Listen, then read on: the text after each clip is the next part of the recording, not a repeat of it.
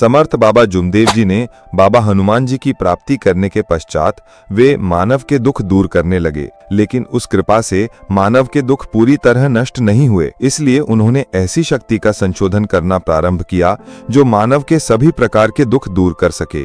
अंत में उन्होंने पूर्ण भगवंत की प्राप्ति की। तब से परमेश्वर के प्रति मनुष्यों को जगाने का कार्य निष्कलंक भावना से वे लगातार कर रहे हैं। इसके लिए बाबा मानव को रोज मार्गदर्शन करते हैं। मानव को उनके शारीरिक एवं मानसिक दुखों से मुक्त करने के बाद उनके आर्थिक और सामाजिक कठिनाइयों का निवारण करने के लिए बाबा आध्यात्मिक विषयों के साथ साथ सामाजिक क्रांति की ओर बढ़े। उसके लिए उन्होंने अपने सेवकों की जरूरत पूरी होनी चाहिए, इसलिए परम पूज्य परमात्मा एक सेवक मंडल की स्थापना की और उस माध्यम के द्वारा परमात्मा एक नागरिक सहकारी बैंक स्थापित की। परमात्मा एक सेवक ग्राहक भंडार खोला। सेवकों को कृषि के साथ साथ जोड़ आय मिलना चाहिए, इसलिए दूध उत्पादक संस्था की स्थापना की। ये सब करते समय बाबा आध्यात्मिक विषय पर अधिक जोर देकर उन्होंने 30 वर्षों तक लगातार निष्कलंक भावना से मानव जागृति का कार्य किया। अभी भी ये कार्य चालू है। इसके लिए उन्होंने गांव-गांव, बस्ती-बस्ती, गर्मी यानी धूप काल,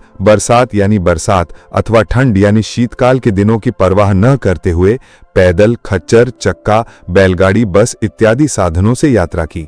इसके लिए आवश्यक खर्च वे स्वयं करते थे। गांव-गांव जाकर मार्गदर्शन करते रहते, लेकिन उन्हें भगवंत प्राप्ति की है, इसलिए लोगों से न कभी भी गुरु दक्षिणा ली। आत्मा यही परमात्मा है और वो हर एक में है, ये वे समझते थे। इसलिए किसी को भी स्वयं के पांव छूने पढ़ने नहीं देते, किसी की भी व्यक्तिनिष्ठता स्वीकार नहीं करते। परमेश्वरी कार्य करते समय वे भोजन करने की भी परवाह नहीं करते। महान त्यागी बाबा जुमदेव जी ने संस्थाएं स्थापना कर सेवकों को उनकी गरीबी उच्च स्तर पर आने के लिए इन संस्थाओं में उन्हें लगवा दिया। ये संस्थाएं बाबा के मार्गदर्शन द्वारा निर्माण हुए हैं। उन्होंने इस कार्य में खुद का जीवन झिझाया है। ये योजनाएं साकार करने के लिए स्वयं के खून का पानी किया है, यानी बेहिसाब मेहनत की है, और ये संस्थाएं निर्माण होकर नाम रूप आने पर स्वयं के परिश्रम का फल समझकर भी उन्होंने इसके बदले में कुछ भी नहीं लिया। इन संस्थाओं से होने वाले लाभ को कभी भी स्वयं के लिए उपयोग नहीं किया।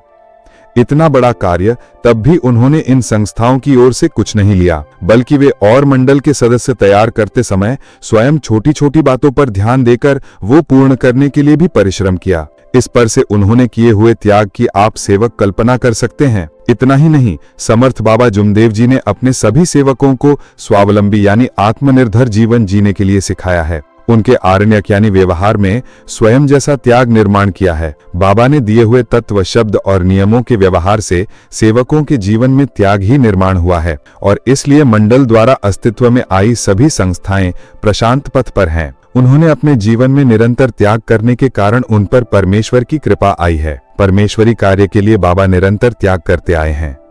बाबाओं के ये सभी तरह के कार्यों को ध्यान में रखकर परम पूज्य परमात्मा एक सेवक मंडल ने दिनांक 5/8/84 के कार्यक्रम की बैठक में महात्यागी बाबा जुमदेव जी ऐसा संबोधन करना चाहिए, ये निश्चित किया और उस अनुसार समस्त सेवकों की ओर से मंडल के कार्य अध्यक्ष ने बाबा को विनम्र विनंती कर सेवकों की विनती का सम्मान देकर महात्यागी पदवी उपाधि स्वीकारने हेतु बाबा ने अनुमति दी। तदनुसार दिन 16 अगस्त 84 के सुअवसर पर बाबाओं को महात्यागी बाबा जुमदेव जी ये उपाधि समस्त सेवकों की ओर से प्रदान की गई। वो बाबा ये सूचित कर चुके हैं कि उस दिन से बाबा सद्गुरु समर्थ इस नाम की जगह से महात्यागी बाबा जुमदेव जी बने हैं। अगर इस कहानी ने आपके दिल को छू लिया तो वीडियो को लाइक करें, शेयर करें और चैनल को सब्सक्राइब जरूर करें। सभी सेवकों को मेरा नमस्कार जी।